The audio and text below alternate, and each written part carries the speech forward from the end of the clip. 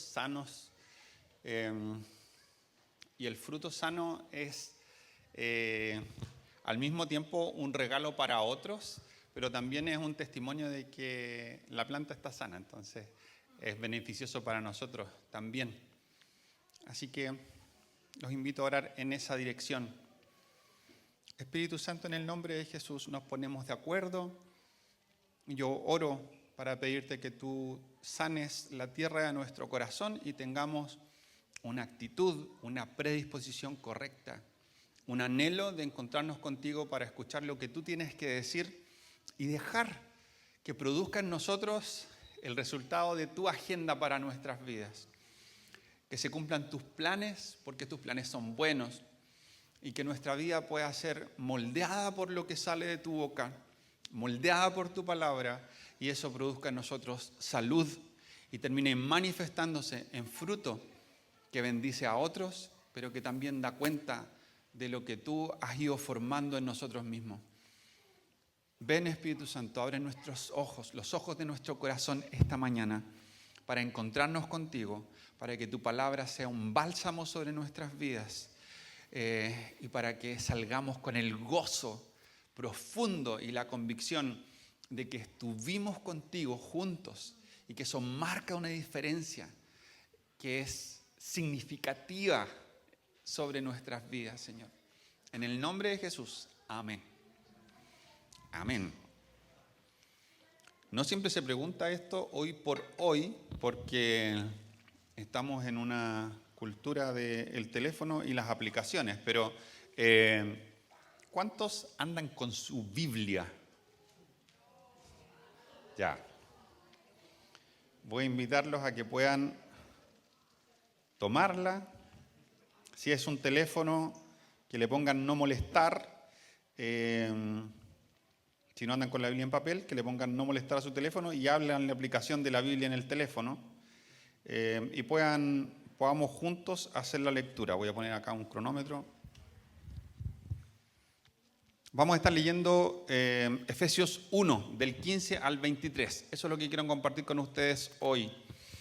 Y este pasaje es un pasaje muy conocido porque hay una oración que es parte de una serie de oraciones que aparecen en la Biblia que se aglutinan y se les conoce como oraciones apostólicas. Momentos en los que autores bíblicos, apóstoles en particular, oran sobre una comunidad de fe, pero al mismo tiempo modelan un tipo de oración para que nosotros podamos hacer por la iglesia en general, por nosotros en particular como iglesia local también. Entonces, lo que quiero que podamos hacer hoy es orar sobre nosotros la oración de Pablo que aparece en Efesios 1. Y un aspecto de lo que quiero compartir hoy tiene que ver con valorar y agradecer el presente de nuestra iglesia. Porque el anhelo por ver lo que Dios tiene planificado para nosotros de ser formado en el futuro, a veces nos lleva a no discernir las cosas buenas que ya experimentamos en el presente. Las cosas buenas que Él ya ha hecho y que está haciendo ahora, las cosas de las que hoy estamos participando, que son buenas, que son un regalo, que son una bendición. Y cuando uno valora lo que Dios está haciendo en el presente y puede tener un corazón que se permite experimentar deleite en eso, también nos ponemos en un buen lugar para pedir con un corazón correcto. Porque seguimos anhelando que Dios haga más de lo que ya está haciendo, pero cuando levantamos nuestra oración, lo hacemos desde un lugar que valora el lugar en el que Dios ya nos ha puesto y las cosas que Dios ya está haciendo hoy. Eso nos va a traer cierta dirección especial para que nuestras oraciones también fluyan de una manera como con mayor sabiduría y mayor entendimiento para pedir cosas correctas. Cuando uno pide desde el dolor, que es algo que no es tan mal hacer en lo absoluto, Dios es un Dios que presta atención con su oído al clamor de sus hijos, pero muchas veces desde el dolor uno tiene una perspectiva limitada y la gratitud en cambio genera una perspectiva más amplia como principio general. Y Pablo, en esta oración, comienza desde un lugar de gratitud y luego eleva una petición. Entonces, leo primero. Efesios 1:15 empieza así. Pablo, los primeros 14 versículos, empieza dando una suerte de síntesis del Evangelio y luego se lanza con esto. Dice, por eso yo, por causa del Evangelio, digamos, por mi parte, desde que me enteré de la fe que tienen en el Señor Jesús y del amor que demuestran por otros cristianos, por todos los santos, dicen algunas versiones, no he dejado de dar gracias por ustedes al recordarlos en mis oraciones. Lo primero que Pablo hace es, recibe noticias de que la iglesia está expresando una fe en Cristo y un amor por los otros cristianos que es real. Y otros comentan esto. Y cuando le llevan noticias a Pablo le dicen, mira, en esta iglesia hay fruto de fe y de amor. Pablo tenía una relación especial con la iglesia de Éfeso. Hay muchos biblistas que se preguntan si esta carta realmente fue escrita para la iglesia de Éfeso, pero finalmente lo más seguro es que, si bien probablemente la carta se escribió para varias iglesias, Éfeso era una de ellas. Y Éfeso es una ciudad en la que Pablo, según se cuenta la historia en Hechos 18, visitó en una oportunidad y luego en Hechos 19 dice que se quedó entre 2 a 3 años en ese lugar. Algo muy atípico en Pablo. Pablo tenía su iglesia madre, por así decirlo, en Antioquía. Y cada vez que hacía un viaje volvía a Antioquía. Y sus viajes normalmente eran largos recorridos con estaciones de no mucho tiempo. Hubo pocos lugares donde Pablo se quedara tanto rato. Por lo mismo piensan que es raro que Pablo le haya escrito esto solo a la iglesia de Éfeso porque no hay ningún saludo.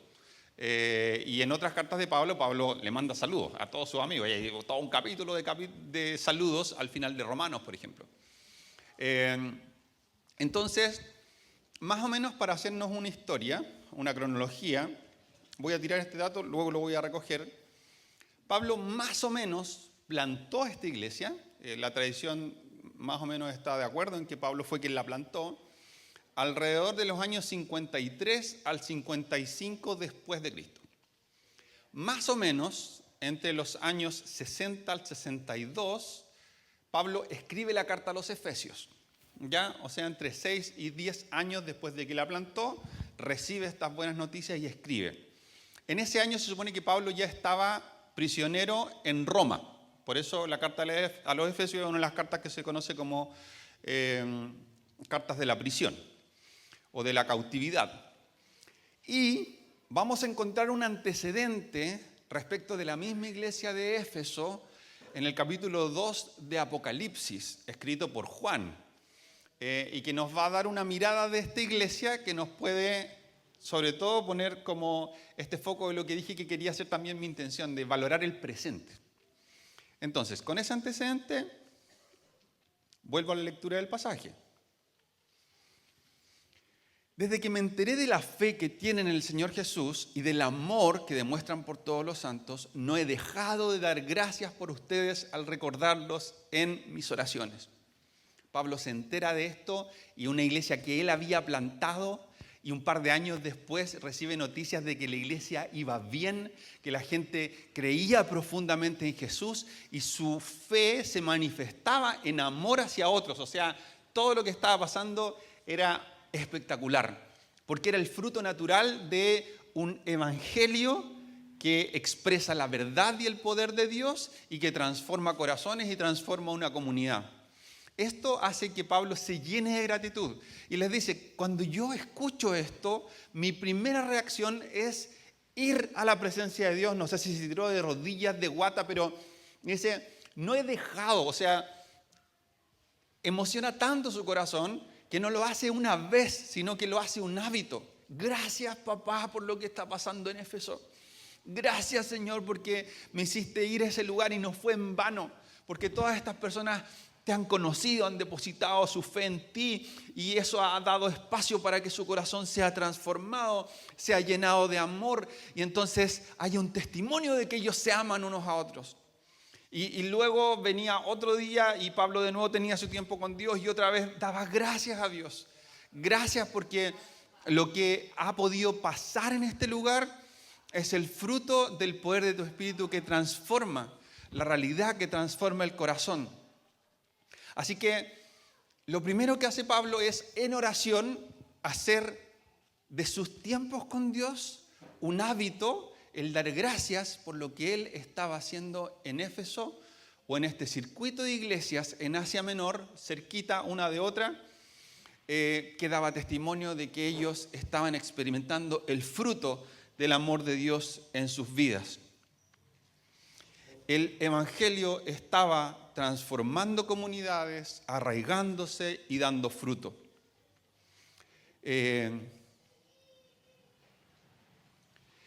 Y luego Pablo, desde ese lugar de gratitud, en donde dice, gracias Señor por la fe de ellos, gracias Señor por el amor de ellos, empieza esta oración de intercesión, que es como el corazón de esta oración apostolar. Y dice así, pido, versículo 17, que el Dios de nuestro Señor Jesucristo, el Padre glorioso, les dé a todos ustedes, por quien estoy tan contento y agradecido por lo que ya sé que le está haciendo, les dé el espíritu de sabiduría y de revelación, para que lo conozcan mejor. Pido también que les sean iluminados los ojos del corazón, para que sepan a qué esperanza Él los ha llamado, cuál es la riqueza de su gloriosa herencia entre los santos y cuán incomparable es la grandeza de su poder a favor de los que creemos. Hay una cantidad de información aquí que es una locura para 10 horas, pero quiero enfatizar como unos puntos concretos. Primero, entre las cosas por las que Pablo ora por sabiduría, revelación, conocimiento e iluminación. Está orando para que esta gente sea entendida en la profundidad que tiene el Evangelio, para que sean personas avesadas en cuanto a las implicancias que tiene la palabra de Dios y cómo esta es un instrumento para acceder al conocimiento de Dios en la intimidad. Enfatizo esto porque cuando nosotros leemos Apocalipsis 2, en esta serie de cartas que Jesús instruye que sean enviadas por Juan a las 7 iglesias de Asia Menor, hay una carta que va dirigida a la iglesia en Éfeso. Y le dice esto, escribe al ángel de la iglesia en Éfeso. Esto dice el que tiene las 7 estrellas en su mano derecha y se pasea en medio de los 7 candelabros de oro. Conozco tus obras, tu duro trabajo y tu perseverancia. Sé que no puedes soportar a los malvados y que has puesto a prueba a los que dicen ser apóstoles, pero no lo son. Y has descubierto que son falsos. Has perseverado y sufrido por mi nombre, sin desanimarte. Sin embargo, tengo en tu contra que has abandonado tu primer amor. Recuerda de dónde has caído. Arrepiéntete y vuelve a practicar las obras que hacías al principio. Si no te arrepientes, iré y quitaré de su lugar tu candelabro. Pero tienes a tu favor que aborreces las prácticas de los nicolaitas, las cuales yo también aborrezco. Éfeso, entre sus características, tenía el ser una iglesia capaz de discernir aquellas cosas que no venían de parte de Dios y que requerían una madurez en el conocimiento de Él. Ellos pudieron distinguir que personas que se autoproclamaban apóstoles en realidad eran personas que no estaban enseñando el verdadero evangelio. Pablo combate esto en muchas de sus cartas y cuando Juan le escribe en el año 94-95 a esta iglesia les dice, ustedes se han dado cuenta solos, ustedes son personas avesadas en el conocimiento del evangelio para poder discernir cosas que otras iglesias no están logrando discernir rápidamente. Están identificando falsas enseñanzas, falsos apóstoles, y están pudiendo rechazar estas herejías de este grupo que se llama los Nicolaitas, porque logran discernir la verdad. Esto fue en el año 94, 95. Pablo está escribiendo la carta entre quienes sí o sí están los efesios como destinatarios, y ora y pide al Señor: dales sabiduría, dales revelación, dales conocimiento, dales iluminación. Pareciera como que está claro que en tiempos de Juan, cuando Juan escribe la carta de Apocalipsis a las iglesias, Dios había respondido esta oración de Pablo, porque ellos mostraban una madurez en el conocimiento de Dios. Y esto les permitía discernir aquello que se presentaba como de parte de Dios, pero no era de parte de Dios. Que a veces es una sutileza, a veces requiere realmente de una iluminación espiritual. Pero Juan confronta a las iglesias a Éfeso en particular, porque ha abandonado su primer amor. Y uno lee todas las cosas como que él afirma en esta iglesia, pero les tira este balde de agua fría, porque en el fondo, si una iglesia no tiene amor, ha perdido su norte por completo. Dios es amor, o sea, de alguna manera podríamos decir que Dios deja de estar ahí. Queda todo este conocimiento, toda esta experiencia, toda esta teología, toda esta capacidad, quizás dones espirituales para distinguir la diferencia entre la mentira y la verdad, incluso en lo más sutil, pero Dios no está ahí. Si el amor no está ahí, es poco lo que queda, si es que queda algo. Y hay una advertencia dura y dice, o sea, esto es tan grave que si no se arrepienten y vuelven a lo que tenían antes, voy a quitar la luz que ilumina esta comunidad. Va a ser una comunidad vacía, una comunidad en la que yo no soy bienvenido. Y si volvemos otra vez a Efesios, vamos a darnos cuenta de que antes de interceder Pablo, lo que ha llenado su corazón de gratitud es que Éfeso era una iglesia de amor. Esa era su característica principal. Y desde ese lugar él clama porque la iglesia pueda conocer más profundamente a Dios. Y esto va a traer una serie de frutos.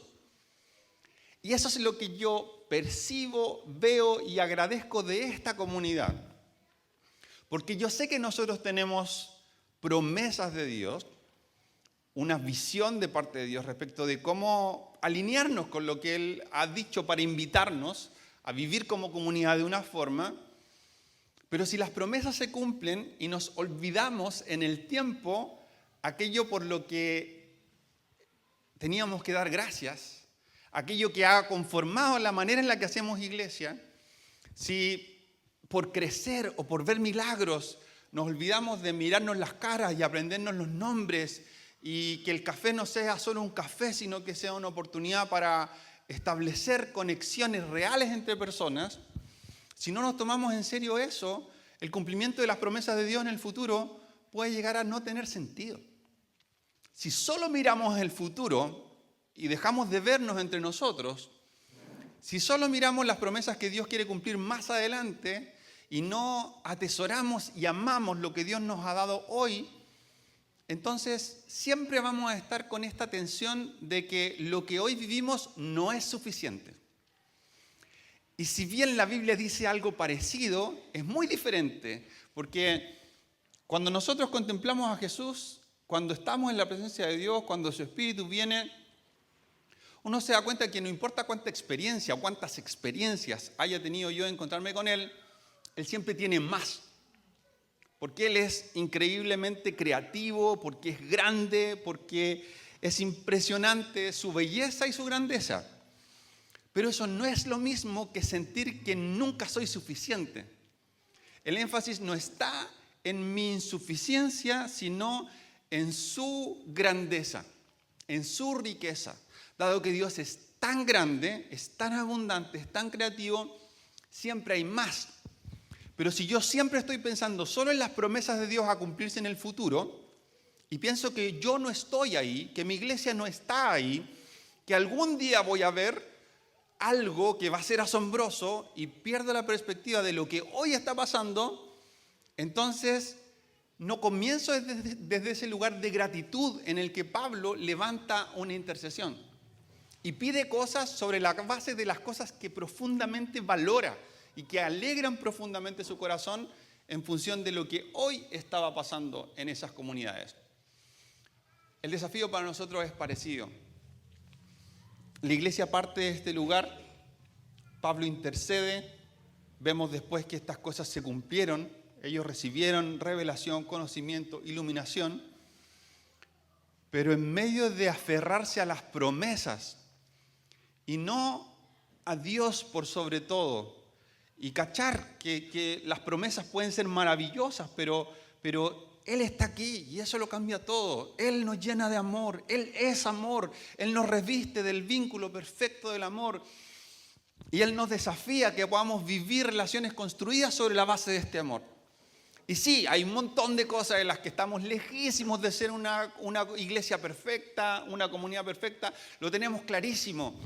Pero hay algo que es real hoy, de ser un lugar auténtico, de ser un lugar donde hay gente que es normal, pero que tiene sus vidas dispuestas a que Dios venga y haga algo mientras estamos juntos, y haga algo cuando nos vamos cada uno para su casa, pero que después impacta la vida del otro porque volvemos y otra vez compartimos. Eso real de hoy es un tesoro. Eso real de hoy es algo por lo que dar gracias a Dios, porque ya representa un fruto de su presencia en nuestras vidas. Y Pablo en este clamor que vemos cumplido, luego sigue. Y aquí es donde da una profundidad que hace que su intercesión sea valiosa para nosotros, tanto en lo que ya se cumplió como en lo que está por venir. Dice, repito lo que leí primero, pido que el Dios de nuestro Señor Jesucristo, el Padre glorioso, les dé espíritu de sabiduría y de revelación, para que conozcan mejor, para que lo conozcan mejor. Pido también que les sean iluminados los ojos del corazón, para que sepan, y aquí dice tres cosas, a qué esperanza Él los ha llamado, cuál es la riqueza de su gloriosa herencia entre los santos, y cuán incomparable es la grandeza de su poder a favor de los que creemos. Él ora por 4 palabras que indican conocimiento. Y luego dice que el conocimiento de Dios, no el conocimiento teológico, ni teórico, ni saber simplemente algo que llena mi cabeza, pero queda solo en mi cabeza, el conocimiento real de Dios trae esperanza, revela la herencia y hace accesible el poder del reino de Dios. Esto es lo que ora Pablo. Oro para que les sean abiertos los ojos del corazón, para que sean iluminados.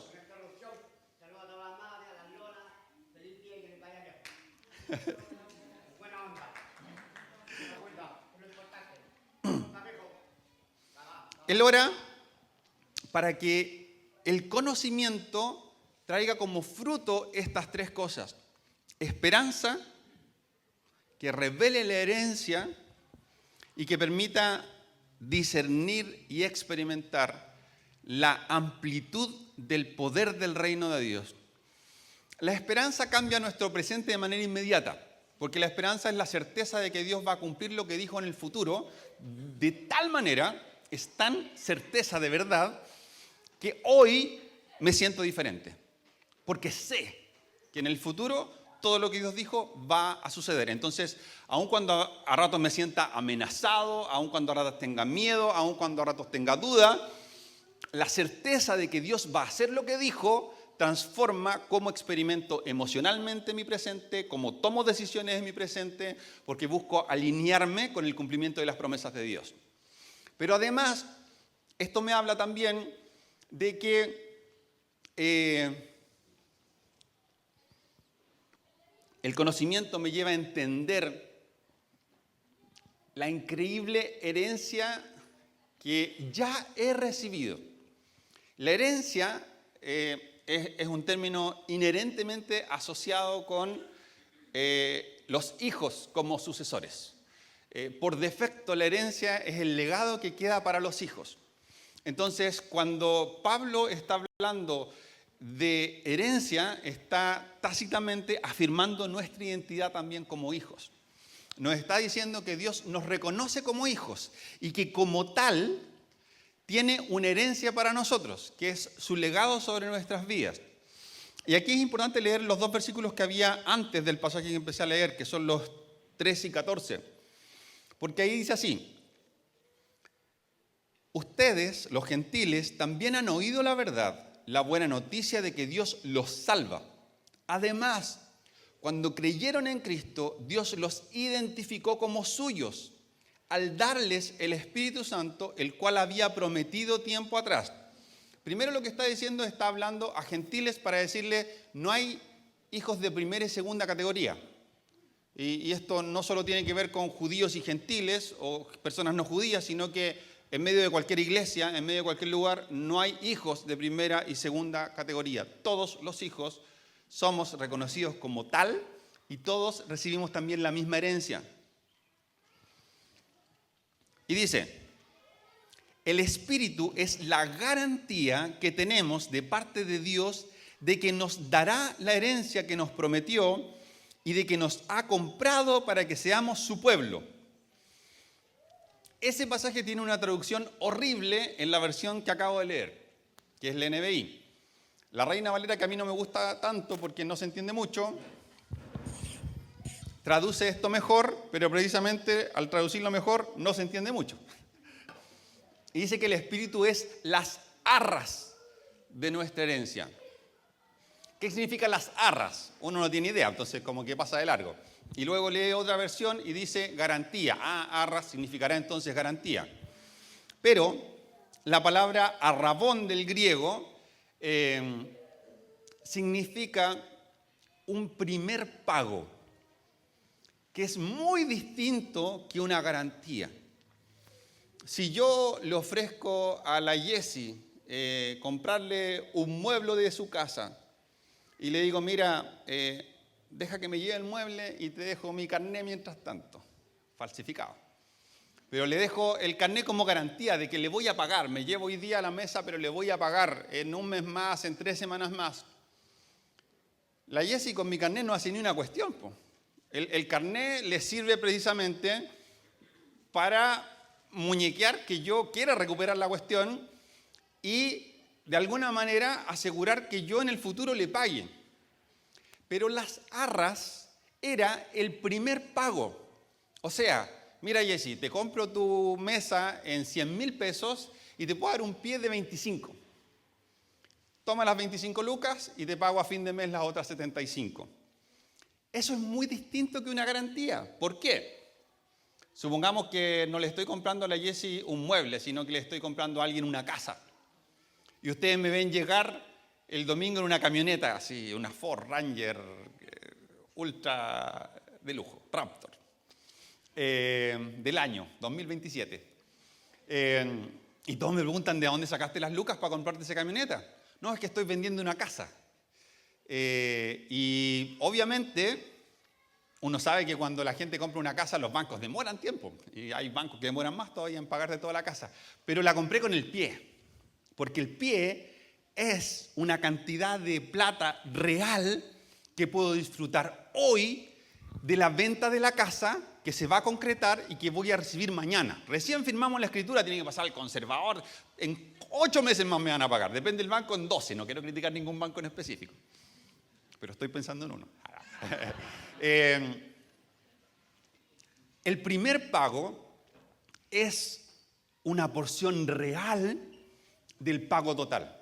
Entonces, cuando la Biblia dice que el Espíritu Santo es las arras de la herencia, me está diciendo que lo que Dios prometió para sus hijos en el cielo ya tiene una primera cuota que ha sido desembolsada. El Espíritu Santo en nosotros es una porción real del cielo eterno. el futuro ha irrumpido en el presente a través del derramamiento del Espíritu en nosotros. Por eso nosotros podemos experimentar que personas sean sanadas, que personas sean transformadas, que personas sean renovadas. Por eso podemos ver cómo Dios sigue multiplicando cosas. Por eso podemos ver milagros, porque hay una porción del cielo, no todo, pero una porción real que ya está presente en nosotros. No es la promesa ni la garantía de algo que va a cumplir totalmente en el futuro, sino que una parte ya está presente hoy. El Espíritu derramado ya está presente en nosotros hoy. Y luego dice, y cuán incomparable es la grandeza de su poder a favor de los que creemos. Entonces, el verso 19 hasta el 23 explica lo que es ese poder, ¿ya? Ora por conocimiento, el conocimiento de Dios produce estas tres cosas: esperanza, herencia, poder. Y luego termina este pasaje hablando de qué es ese poder. Y dice, ese poder es la fuerza grandiosa y eficaz que Dios ejerció en Cristo cuando lo resucitó de entre los muertos y lo sentó a su derecha en las regiones celestiales, muy por encima de todo gobierno y autoridad, poder y dominio y de cualquier otro nombre que se invoque, no solo en este mundo, sino también en el venidero. Dios sometió todas las cosas al dominio de Cristo y lo dio como cabeza de todo a la iglesia. Esta, que es su cuerpo, es la plenitud de aquel que lo llena todo por completo. ¿Qué nos está diciendo?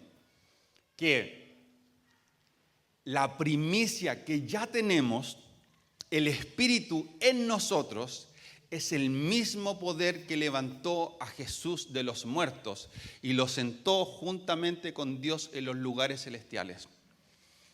Eso es lo que ya está en nosotros. Eso es lo que Pablo está orando. Está diciendo, oro para que ustedes puedan entender. Primero doy gracias a Dios por lo que ya experimentan y son. Y oro para que puedan entender precisamente que dado que Dios va a cumplir todo, y ya tenemos una prueba de que el cumplimiento ha sido inaugurado en nosotros, eso nos llena de esperanza hoy. Cuando estás triste, cuando te falta algo, cuando algo te ha herido, cuando estás enfermo, cuando estás en circunstancias difíciles, la certeza de que Dios va a cumplir en el futuro y que ya ha sido demostrada porque parte de ese futuro está cumplido hoy con el Espíritu habitando en ti, cambia tu manera de pensar. Te puede dar sonrisas en tiempos amargos, te puede dar paz en tiempos de tribulación o de tormenta. Cambia.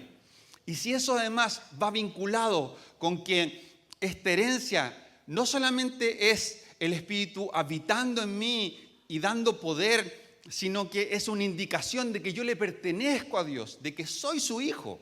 El que su Espíritu habite en mí, no solamente da cuenta de que puedo experimentar ciertas cosas que son del futuro, que son del cielo, sino que está haciendo un megáfono que dice que soy su hijo, que eres su hija.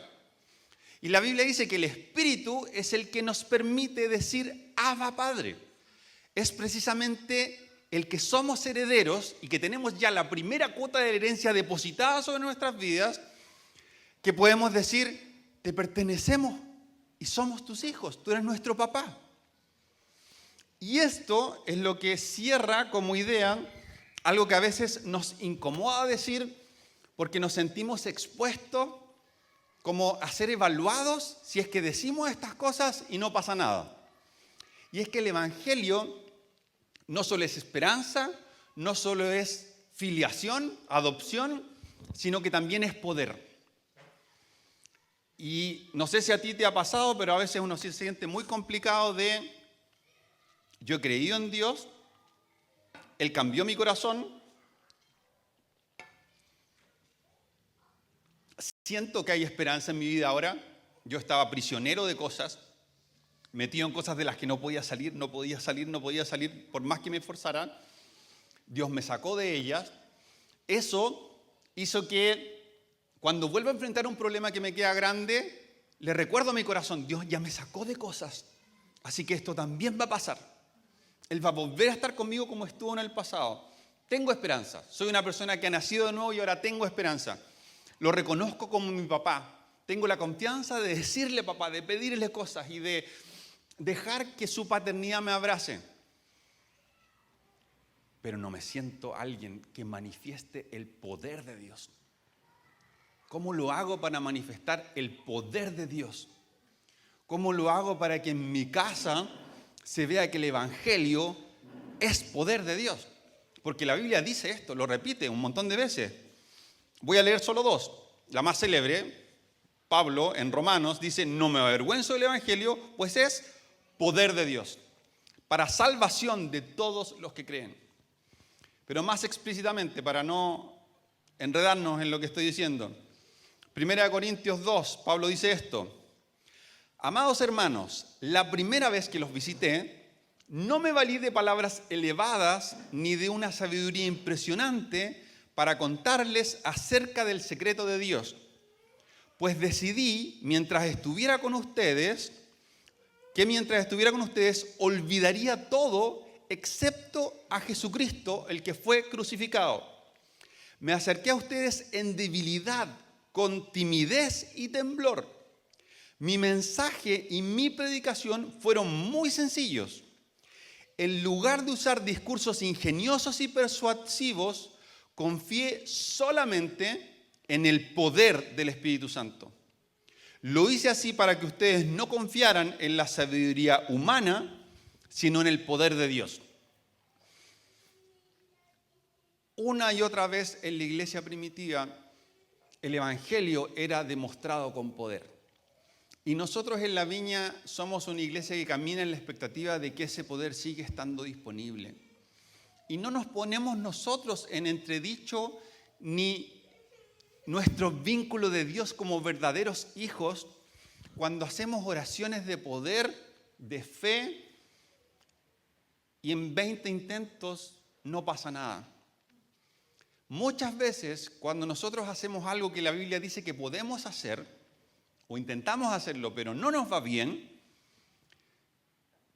escogemos salir por una puerta en un costado y no seguir intentando, porque eso tiende a entremezclarse con la idea de que a lo mejor no soy suficientemente especial, a lo mejor no tengo suficiente fe, a lo mejor hay pecados que siento que no voy a lograr sacar nunca de mi vida, pensamientos, hay algo mal en mí, no soy el tipo de persona que Dios ha escogido para experimentar esto, y el experimentar frustración en manifestar el poder de Dios termina afectando la idea que tengo de mi identidad.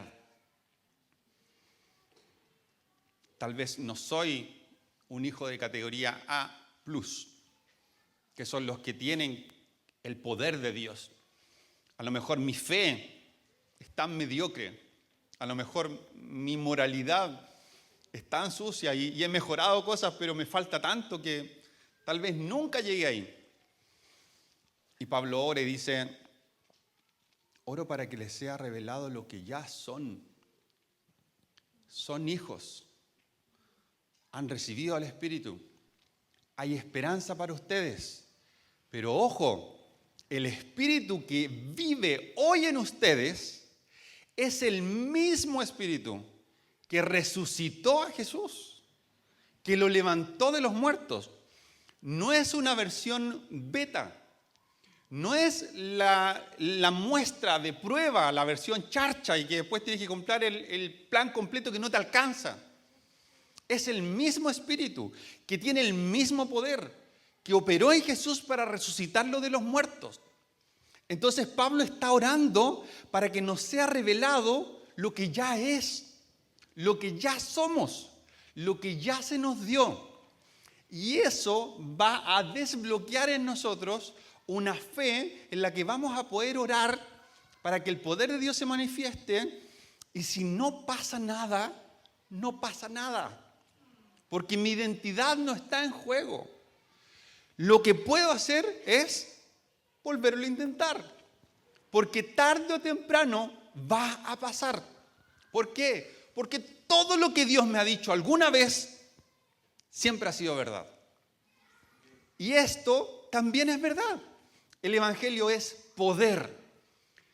Así que podemos ponernos en ese lugar una y otra vez de hacer oraciones de fe para experimentar el poder de Dios e invitar al Espíritu para que haya sanidades físicas, para que haya milagros de multiplicación, para que haya reconciliación y transformación en situaciones irreconciliables.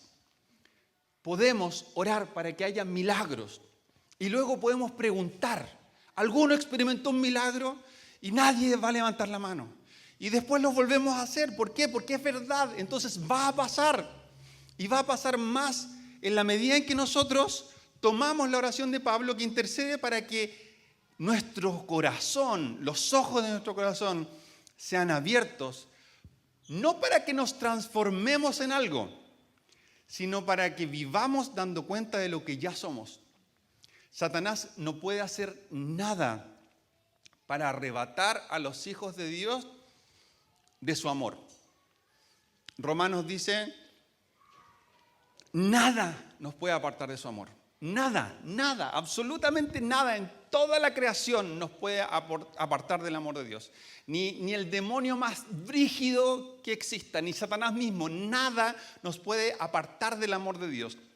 Su espíritu ha sido sellado en nosotros, vive en nosotros y no puede ser removido por medio de ningún método. Por lo tanto, no necesitamos convertirnos en algo.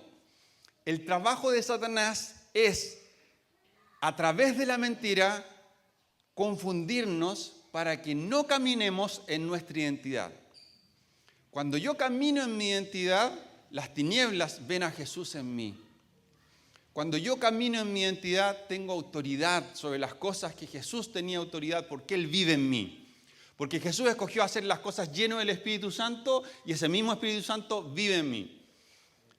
Entonces no es un tema de adquirir una identidad, sino de caminar en la identidad que ya tenemos.